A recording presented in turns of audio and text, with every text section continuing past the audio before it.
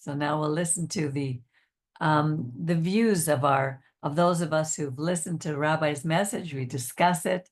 And one thing I always laugh at are some of the words, the vocabulary that he uses are so cute. Like instead of diminish, he'll say diminish. And he used a word called acicalate. I think sometimes he made them up on the moment because there's no such word that I know anyway, but it was so cute. We get ourselves ready. And that's exactly what happened this morning. I had such a problem with something that's going on in the family, and it was bothering me. And I said, how can I go and go in the presence? Because whether we're sitting here at home or we're going to a synagogue, wherever we are, when we go, we're coming before God. And Rabbi would say, we get dressed up in our best. And I always do that, even if I'm sitting at home. I find my best clothes. I want to come before the Lord, but it's more than the clothes. It's how am I presenting myself before God? Am I able to approach him with a clean heart? And that's what the service really is about.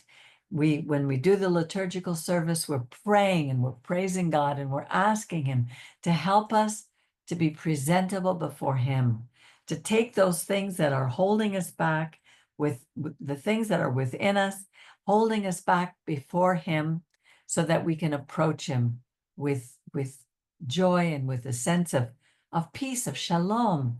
That's what the Shabbat Shalom is about, being able to let all those things go that have attacked us during the week, that have bothered us, our body, our spirits, our soul, and go before him. And that's what being tahor is, instead of tameh, to choose life instead of choosing death. Because he said God is a God of the living. He's not a God of the dead. And all those pagan religions are gods, worship the gods of the dead. There were so many things he said today.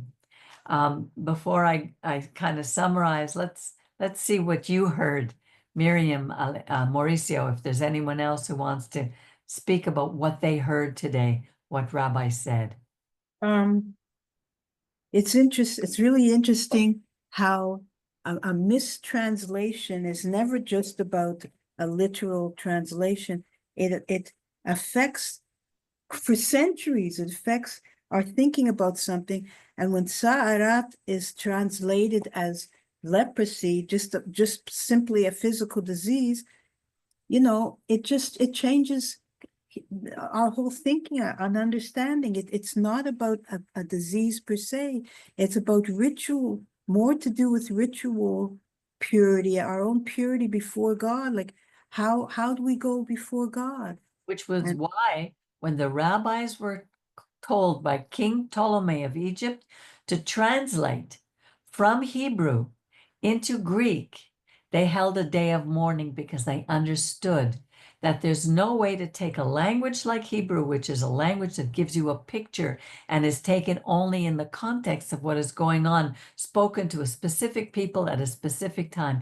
How do you take that and go to a people who have no concept whatsoever about what's going on? But even in the smallest areas, translation is an art. From any language. I know just even the Asian languages are also picture languages.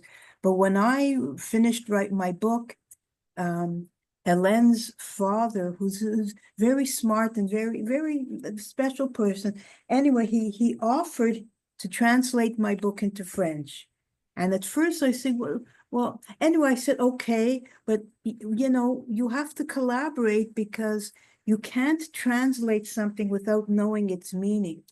Anyway, I was gracious about it, but he missed the whole sense of totally. It's not the words. And if you don't understand, that's why when somebody's book is translated, you have to be in collaboration with that person to express. Can you imagine if it's just from English to French, which is not this, it's the same category of language in a way, but imagine how much more like the Torah into Exactly. That's why one of the reasons, Mauricio, sometimes I ask you to send me, I often ask you, I drive you nuts every week, every time you to send me the message before, because when I translate from Spanish to English, I'm missing certain points that you get in your language, but I can't understand in mine. So when I don't have time to collaborate with you so that I really give your message the honor that it deserves, it's very difficult. And that's why these messages are difficult, because we're speaking to a different culture who may not understand it. And Yeah. and Also, when Rabbi said when he was physically sick, yeah, he couldn't really, it's very hard to go before God when you're so, your body is sick and you can't focus on anything except your own pain, whatever. So when he's saying he almost died and he was so sick, it's very hard to come before God.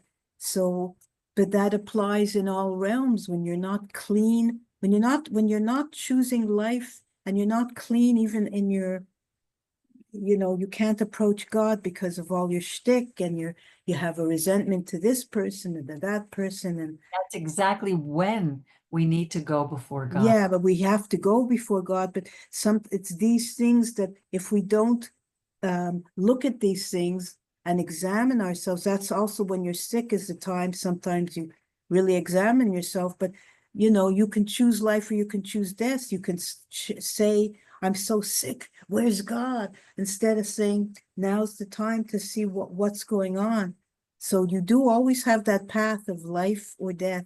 Exactly. Always. And And there's some people, he talked about the psyche and the soma, the mind and the body, how it's interconnected. yeah. So often when we get sick, we deal with the physical. And when we go and we look at only medicine alone, who's going to give you the cure either through surgery or drugs, which sometimes we need, there's no doubt about it.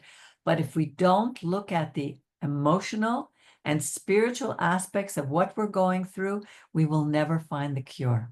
We will never be made whole, because it's all three together. Let's see, what else did he say? Oh, he talked about Deuteronomy 30, verse 15.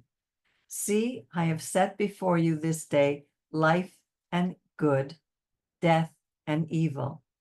But then it continues, in that I command you this day to love the Lord your God, to walk in his ways, to keep his commandments and his statutes and his judgment, which are the 10 commandments, mishpatim, chukim, and mitzvot, so that you may live. It's not just going back to God and saying, oh God, I love you and I need you in my life. It's about keeping his commandments, doing the right thing. And he said, if I hurt somebody, insulted somebody, did something publicly, I need to make it right. If it's privately, I need to go to that person. And that is the scariest thing for us. How do we approach someone who maybe hurt us or we hurt them? How do we do that? What do we say to them? If we don't go to them, but we go to somebody else and we say, oh, look at that person did, oh, I can't stand them, I don't know what I'm going to do. That's Lashon Hara. Then we're breaking the character of that person down who's made in God's image. These are hard things to do, very hard.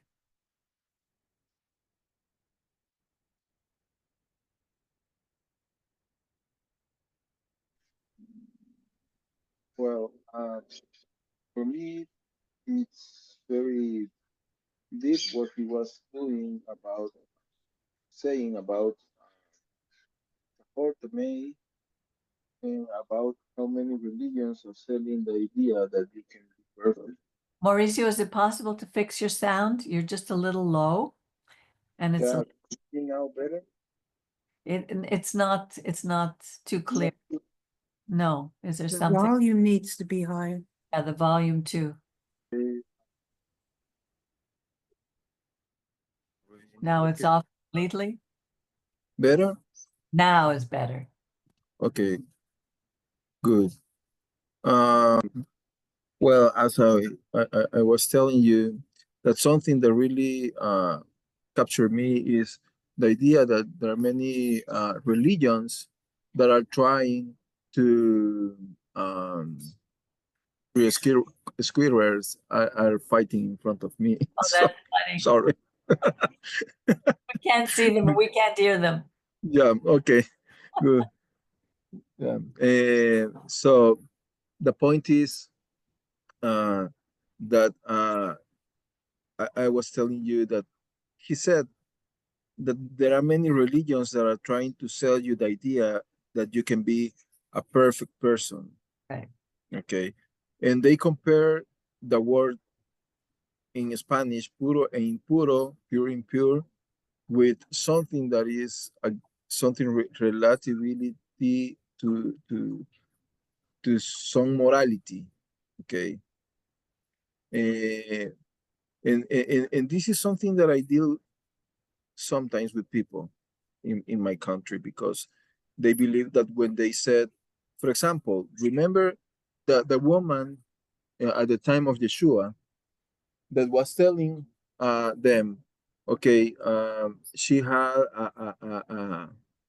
a blood fluids during several years, okay, and when you hear this message in many churches, they're saying that something, something that is taken out from the place where Yeshua lived becomes something that Jews can be seen as racist, or or because they said, okay, what we are doing, well, they are there, the three squirrels. Okay. I hope they don't jump over On, my computer. oh no, Okay. So I don't understand. yeah, because there are many people who believe that Jews, okay, because of the Torah, they think women are impure. That means dirty when they are in their days, Right, okay, which is not at all. which is not, Right, okay, because the Torah protects women, right, okay. But I've heard many times in churches, okay, that this passage was about Jesus having mercy on a woman that was considered dirty before the society. right, She could not work, she could not eat, she was abandoned. Um, and this woman had like a curse to be with this disease, okay? And that she needs to be shouting everybody, I am impure, I am impure, I am impure, the whole day, okay? So they take out of the context. And this is about Lashon Hara, because when you take, okay, the false testimony is also Lashon Hara, which means to put the words that God never said in your mouth right, and express to everybody else, oh, this is what God commanded. right, And this is the religions are specialists to do that. For example, we hear that we can kill person in the name of God. For example, the terrorism in Arabia, in Iran, in other places. Okay, that is not what God commanded, never. Okay, but this is the point. So when you take out this word tahor and tameid and don't understand very well which is the meaning, so you can create problems. I remember when I was young, I because there are, remember that there is a psalm that says, "Oh God, purify me." Okay, cleanse my heart, oh God. yeah, and and I believe also in my mind that when I ask to God to purify me, is that I never sin again. Okay, that I will Yeah, never sin again. but that is not really the meaning. The meaning is, God, I want to be presentable before you. Right, when we sing on every Shabbat, V'tad helibenu, v'tad. Yeah. Yeah, that's the same. Make me tahor, make me clean so that I can serve you. Yes. So the point is not about to be a moral quality. It's not about sin or not sin. The point is, I am presentable to be before God. Okay. And this is the idea that the Rabbi explained very well, because he said, okay, you can be sometimes, for example, if you go to for a job interview, okay, how you dress, Right, okay, it's not about if you lied, you made a mistake, you make a fault. No, it's not about that. You go to a job interview, then you go presentable, okay. In But God looks more than the external appearance, right, okay, which the Rabbi said, because he said, oh, search me, God, in me, okay, because um, as he mentioned, God has an eye all the day, 24 hours. So we as human, we present to ourselves with the better presentable part of us before the society. Okay. We always are smiling, we are always are kind, and but God really knows the best of us. So yes, I can dress the best I can before God, but um, but that is not enough. We need to be presentable also inside of us before Him. Okay, um, and and so right now I'm remembering, for example, there is when I can remember right now who prophet is.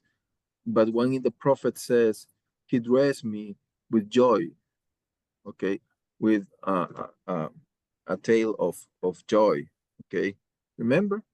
So, joy instead of mourning, right. okay. Yeah. Uh, so, I wonder, was that in Lamentations? yeah, I guess, but that kind of things is what God is looking to Right, us, right, okay, how He dresses us, right, okay. And then also this the lashon hara is not also about okay, the evil tongue is more than talk things that are not good, okay, is deeper, because as he mentioned, is not leprosy, okay. uh all these dots, because not only manifested on the bodies, also manifested on walls, for example, on dressings, okay. So it's not related. So to for example, to say the Hansel disease is now on my wall, okay, it's impossible. But the Torah says that also in the walls of the people at homes, you can see this disease, these dots. So um, in also uh, you know it comes to my mind also. There is I don't know, it was a parable or not, or it was something that happened really. But in the Metzora says, I can remember right now who wrote this, but it says that there were two leprosy persons. Okay, remember? and Yeshua prayed to God to be healed, these persons. And God conceded to be healed, the 10. But from the 10, well, he said, oh, okay, he commanded what the Torah tell us to do. Go before the priest. Right. Okay. Oh, they are closer now. Uh-oh. Maybe you should get your broom. Yes, it's incredible. They are fighting or they're playing. I don't know. Oh, yeah. Yeah, he said, yeah. He said, Okay, go to the temple and to go the, to the temple, exactly. then make the tevilah Yeah, and present the sacrifices that are requested, and then present and go for 7 days of purification. right, Okay, what what Jesus commanded them is to follow the Torah. right. And only Okay, one went of the 10. 9 over didn't. the 10, Yeah, the other 9, what happened to them, we don't know. no. It shows us that you can't, just because there's a miracle that happened in your life doesn't mean you're going to believe in God, you're trusting God. Yes, Obedient. yes, but there is one that he returned back to Yeshua, and Yeshua told him, "Hey, I'm not God," right? Um, but one of the things that for me originate the lashon hara is the persons who are not grateful for Right. what they have. When you are not grateful, oh, thank you God for the food, thank you God because shelter, because of dressing, because of job, Yeah. because whatever, and you start to complain, God, oh God, oh, the That's the food I glass, had today was a disaster. I don't know. that's the glass half empty or half full. Yes. Yeah. But how do you Then, somebody who's close to you, somebody you see who does that all the time, and the whole everybody around them suffers because of that? How do you tell that person? yeah, you know, the point is, and this is so nice because, you know, when you read the Torah, and I was reading about this week, is that the Torah says for the purification, okay, that means to be presentable before God.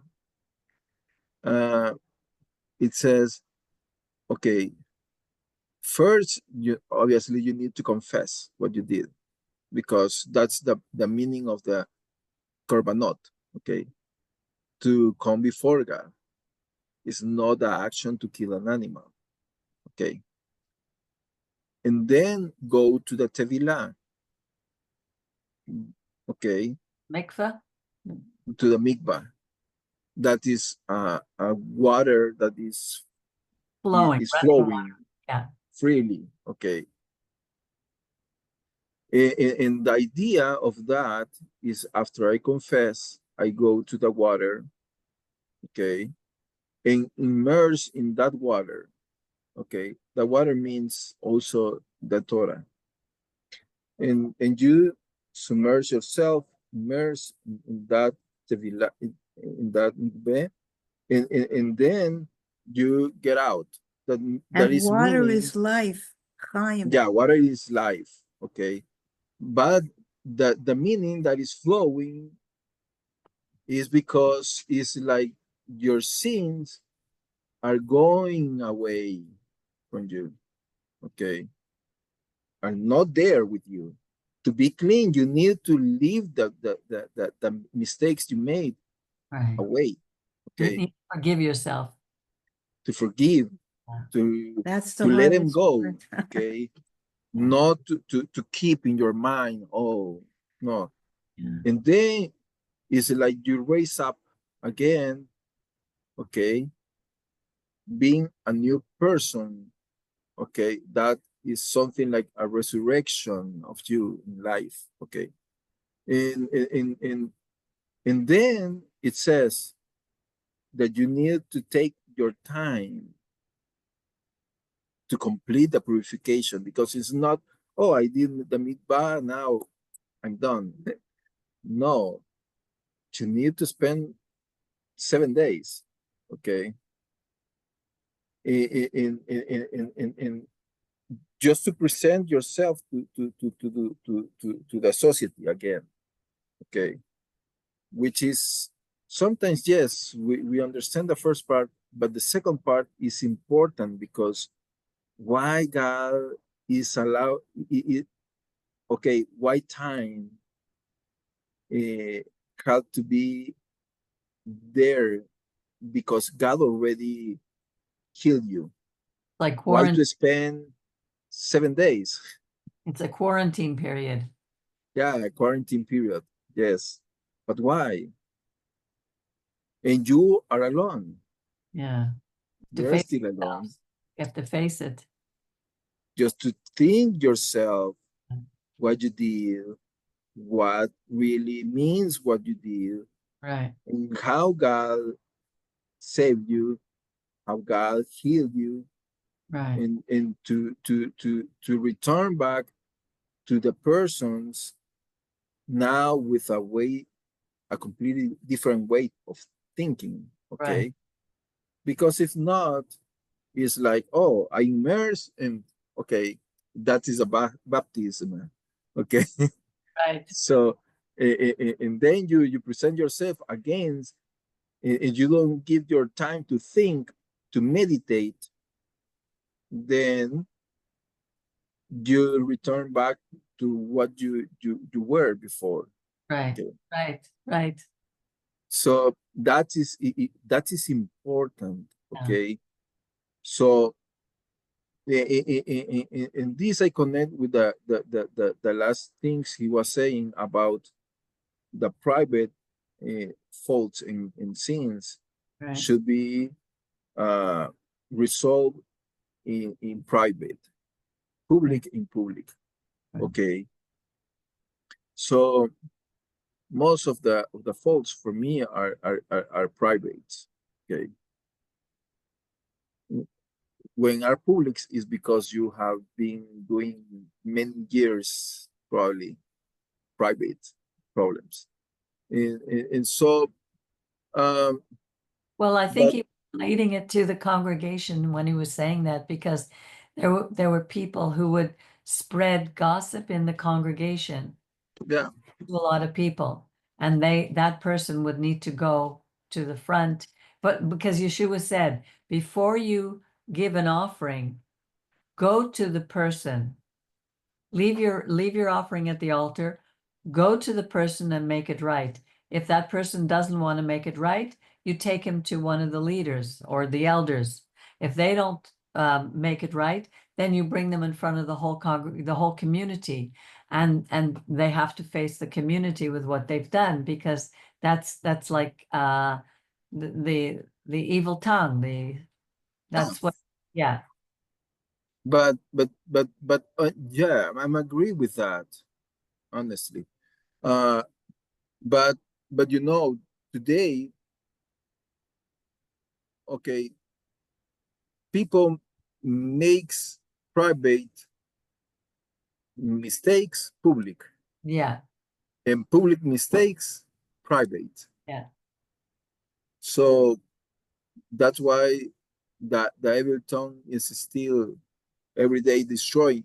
And We you see know it. that the problem of the evil tongue, by the evil tongue, how many people said, okay, start a war? How That many people? exactly. Yeah. Yeah. So it's Sorry, not could you about repeat just that? to I didn't lie. hear. The evil tongue can start a war. Oh, right. Yeah, when you see it in the politicians, instead of dealing with issues, they go to attack the person in public, the character of the person, instead of dealing with the real issues. Yeah. Or Yeah, for example, by the evil tongue, you said this minority group is right. responsible for the problems of the whole society. That Eggs. was Yeah, Hitler made. yeah, He used the Lashon Hara to yeah. destroy Jews And they're in the doing it second. today in the Middle East, exactly the same spirit. Yeah, they Yeah, say, oh, Israel is an apartheid state, for example, which Right. is not true. No, apartheid. People believe that. Yeah. So, Yeah.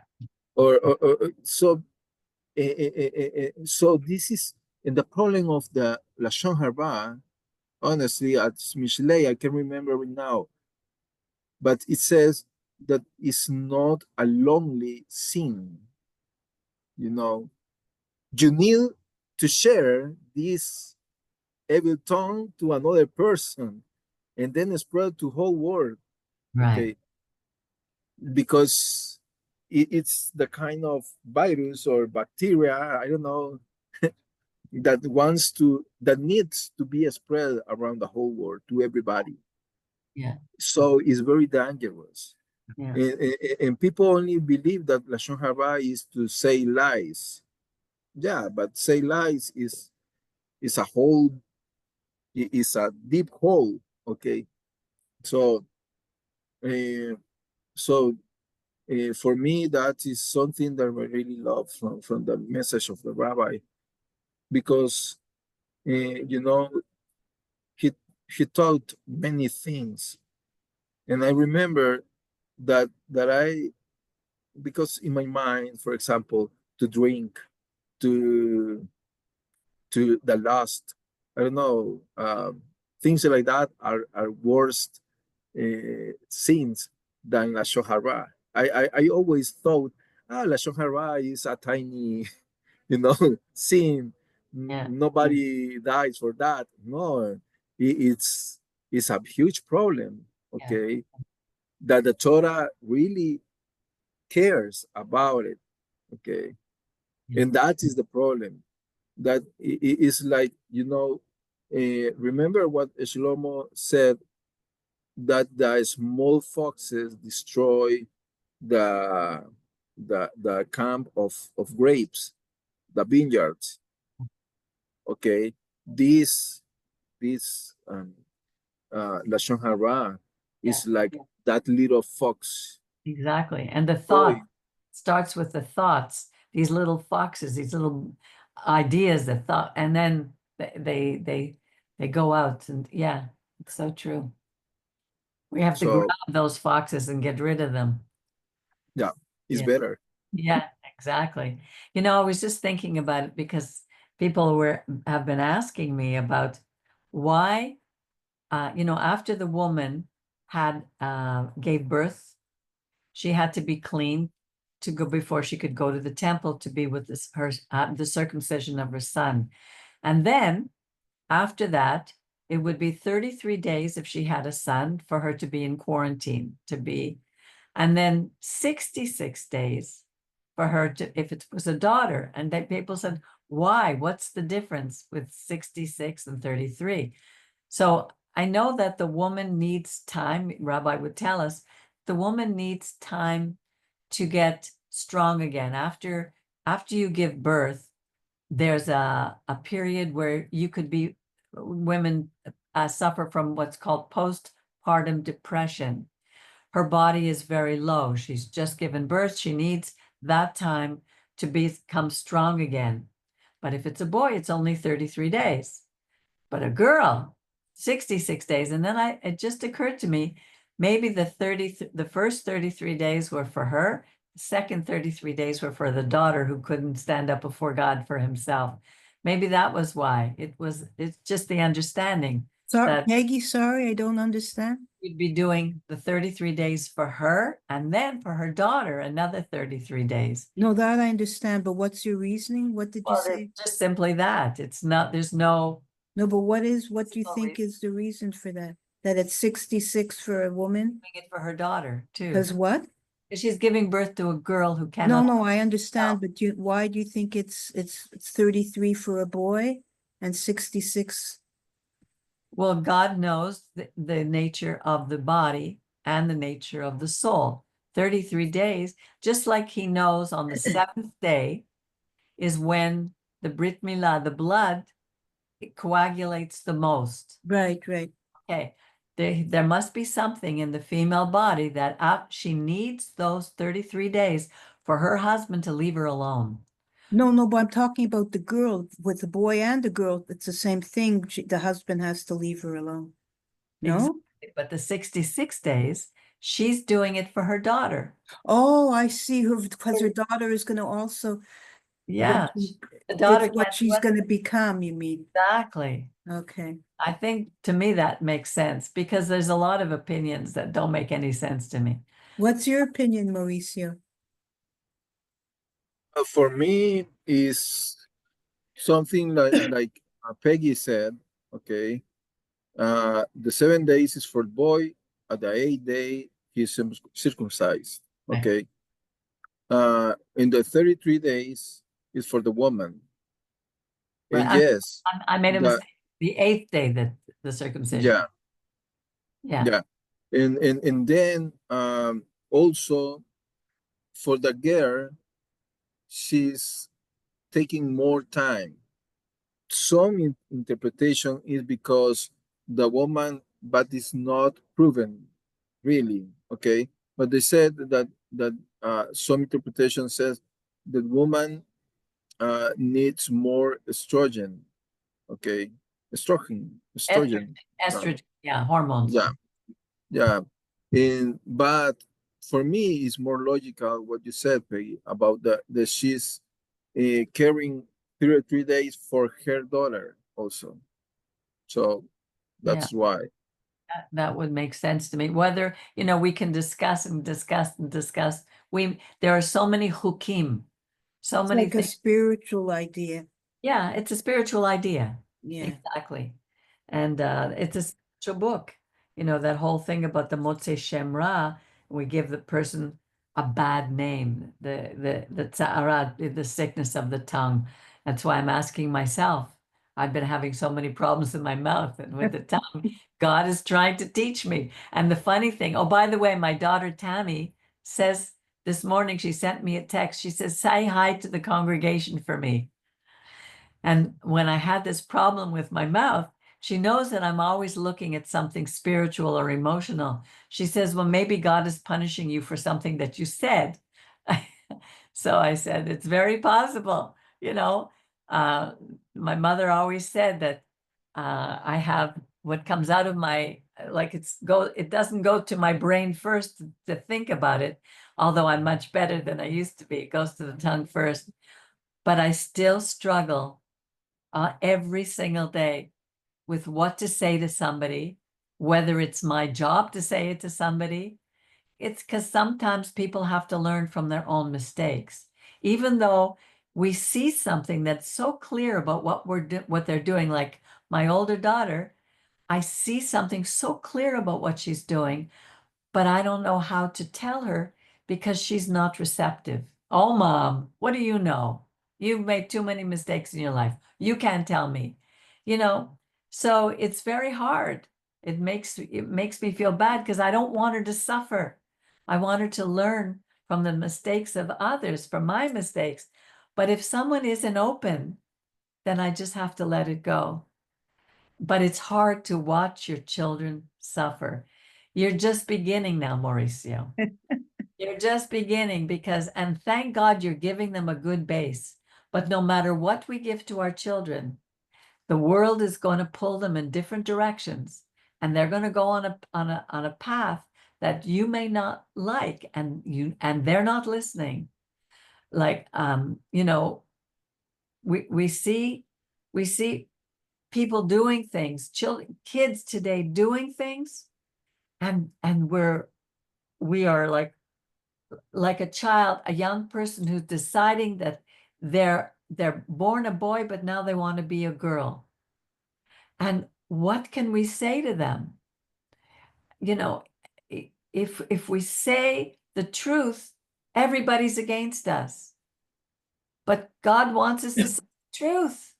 But if you say the truth, and the truth beyond how wrong it is for let's say, a boy wanting to become a girl, we know on so many levels, but if they don't accept the base level that God created them, male and female, and God made us, even you see the most feminine man or the most masculine woman, God made that person a male and a female. But they don't see the basic that there's a God. If you don't see that there's a God, then you can do whatever you want. So you could be talking to somebody and Does they'll, that mean we don't say anything? no, I'm not saying that, but to me, That's what I'm asking. you have to, they have to receive go. something, Peggy. Oh, okay. I'm just saying, to me, it's not only what you say, it's that they receive part of it. It's like, remember when Yeshua said, just wipe your feet? Some people won't receive anything, and you could say something, but they won't receive anything. And then you have to make a decision, like, am I just arguing and maybe even being slapped? And some people have been hit and physically attacked. At what point do you make discernment?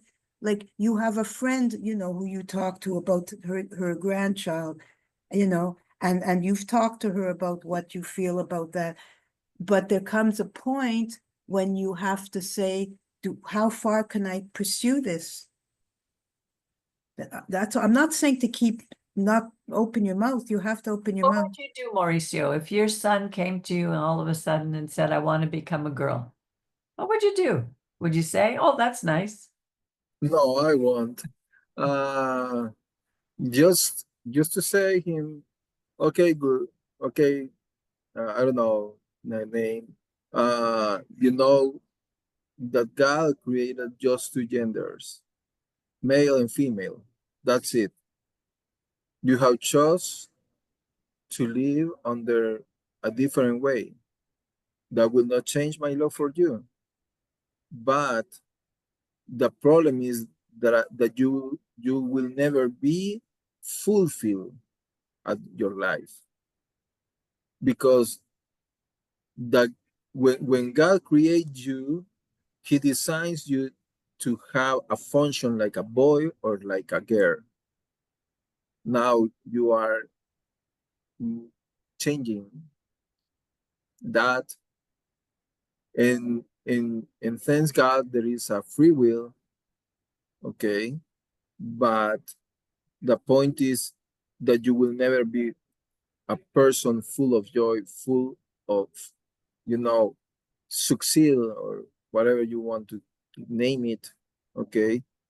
Because it's not your design. Right. That's it. Yeah. So, and if he wants, okay, I can present him a girls or her, some boys, but okay, Let's but hope that's you never it. have to go through that.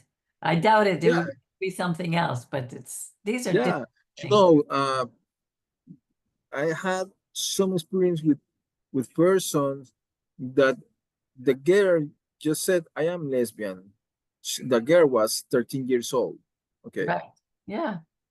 But the girl was not, you know, was not supermodel. But the problem is that she believes that no man could Be attracted to her. to be attractive to her. Or Yes. maybe something happened that you don't know, something in her life. Yes. Yeah. Or probably a boy just make a joke, and Right. there are persons who are really bad. Yeah. Okay. Yeah. But now, after 3 years that she said that, now she start to look to boys. Yeah. Yeah. So the point is how you orient and you direct your kids. Yeah. I believe. So much. Okay. Yeah. But in the first time they tell you, you need to take your time to sit. No, it's not a conversation like this. Okay, in 5 minutes solved. Right. Okay, Yeah. no, you need to take. Why do you say that? Tell me Right. Right. why, and who tells you this, and try to inquire to Yeah. to to to to to go into their mind, okay, and that they feel real interest of you. Because sometimes it's probably because someone just mentioned to them, oh, you're not attractive enough, or you have a horrible body. I don't know. There's person who are really bad. Yeah, I know. Sometimes Oh. it's, you know, if you grow up as a boy or a girl and let's just say a boy has been beaten by his father or whatever, or is rejected by his Yes. father, and he He's looking grows, for the like love it's of not a sexual thing, but it's not about sex. People think it's about sex or sexual identity. But if you're a boy who's been beaten by your father, but you all your life as a growing up, you long for the love of a father. So which is a male, father is a male. You long for that love. And then when you start to be puberty, you start to be attracted to a man. But really, if you dig, it's not because they're really attracted to a male. It's not about sex. It's they're longing for a father figure. Right, And where are they going to get love from? right. So it's people make it a sexual issue. It's not, it's more an emotional thing. So they'll be longing for a father figure. And so all these things add up to make it that. But if you say that nowadays, you're really, people really get angry at you. If I've, you know, I've gotten into fights like that, and it's almost becomes violent. Beautiful, beautiful day, beautiful message. Thank you, Lord. Thank you for our rabbi and his messages. And let's continue to keep praying for each other. I wish everybody a Shabbat Shalom. But shalom. Next week we're doing Acharei Kedoshim, Acharei Mot. Oh, it's my turn. Okay.